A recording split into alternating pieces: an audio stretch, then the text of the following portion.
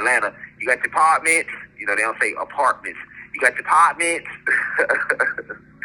But you know what I'm saying? You got your apartments, your neighborhood complexes, your liquor stores, your clothing stores, which is your retail stores, your beauty shops, your beauty salons, your dollar stores, your Dollar Trees, your grocery stores, your libraries, right?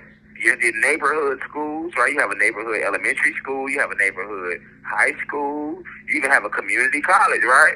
So you got all this shit in one neighborhood. It's designed for you not to ever have to leave your neighborhood, right? But you have a few of us, right, that we leave the area that we grew up in and we might move to another side of town. Believe it or not, very few people have ever left their side of town. Like I'll use my own life as an example. In Chicago, I know a lot of people that live on the west side of Chicago that have never left the west side of Chicago. Like they've never been to the south side of Chicago before. And to me, that's crazy. But it's real though. Like you have people that grew up on the west side of Chicago and they never left the west side of Chicago. They never been on the south side of Chicago a day in their life. You see what I'm saying? And I mean, if you want to think small-minded, I can understand why, because you got everything you need in your neighborhood, in your side of town. You really don't have to leave, right? But yeah, you have people that never left. Same thing, south side of Chicago. I know a lot of people stay out south, and they ain't never left the south side. You know what I'm saying? In the south, if you know anything about Chicago, the south side is the biggest side of Chicago, the biggest side of the city.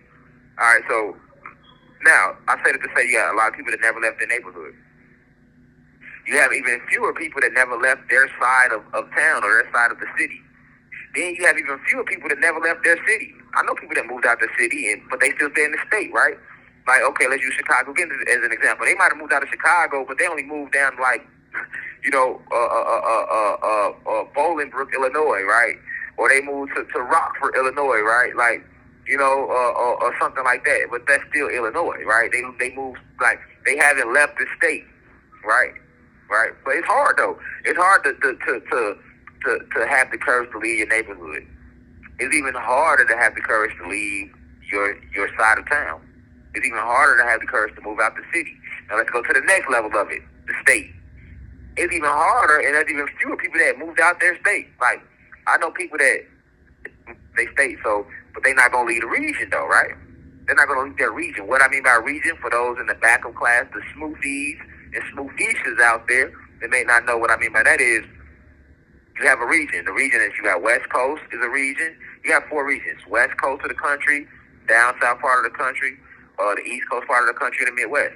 So what I mean is, let's use my example again. I know people that they moved out of Chicago and they moved out of the state, but they only moved to another state within the region, right? They might have moved to so my region I come from is the Midwest. So they might have moved out of Chicago and then moved to Ohio, right? That's still in the region. Or they might have left Chicago and moved to Indiana. That's still in the region. They might have left Chicago and then moved to somewhere in Missouri. That's still in the region. They might have left Chicago and moved to Michigan. That's still in the region, right? They might have moved to Detroit. They might have left Chicago and moved to Wisconsin, Milwaukee or something. That's still in the region. They might have left Chicago and moved to Minnesota. That's still in the region, right? But it's very few people that move to another state within a region. And that's even fewer people that completely leave the region, right? Meaning like myself, for example, I moved out of Chicago and I moved to a whole different region of the country. I moved down south to Atlanta, Georgia.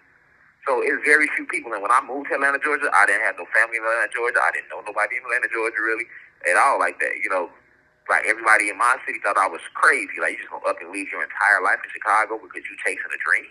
That was crazy to people. Nobody could understand that. You know what I'm saying? But I did it because I had faith in what I was put here to do. Right? Now, so let's look at the tiers again. You have very few people that leave their neighborhood. There's even very fewer people that move out of their side of town, of the city. There's even very few people that move out of their city. There's even fewer people that move out of their state. There's even fewer people that leave their region. And there's even fewer people that move out the country. I've never even been out the country, let alone move to another country.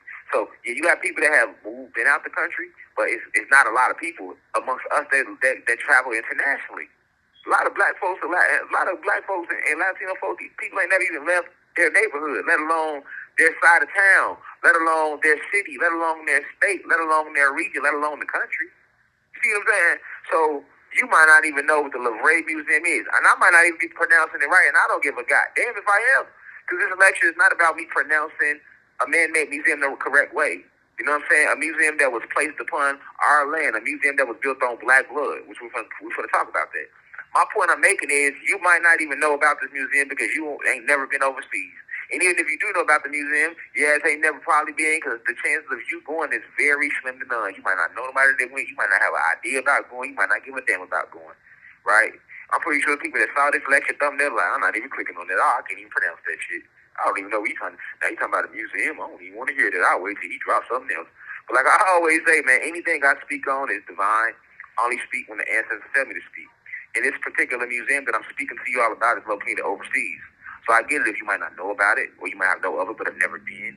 So you never thought to look into it like that. And I'm pretty sure some of you out there that seasoned this culture. You didn't been out overseas. You know about it. You've been to it. You know somebody that's been to it. You know what I'm saying? That's cool. That helps. That helps what's going on today in class. But this museum, I'm going to call it the LOUVRE Museum. I can completely be pronouncing it wrong, so don't shoot me in the foot for it. But this museum was built on black blood cosmic samples. And they don't tell you that, right? It's literally listed as the top museum in the world, right? Not in Paris, not in Europe, in the world, right? It's top 2, right? And because the reason it's top 2 is because they have so many artifacts from ancient Egypt, or at least the ancient Egypt they speak to us about, right? They have so many artifacts from the tombs of the pharaohs, right? A lot of your pictures you see floating on the line of tombs of pharaohs and artifacts from Cleopatra and all this stuff is in the Louvre Museum in France, all right?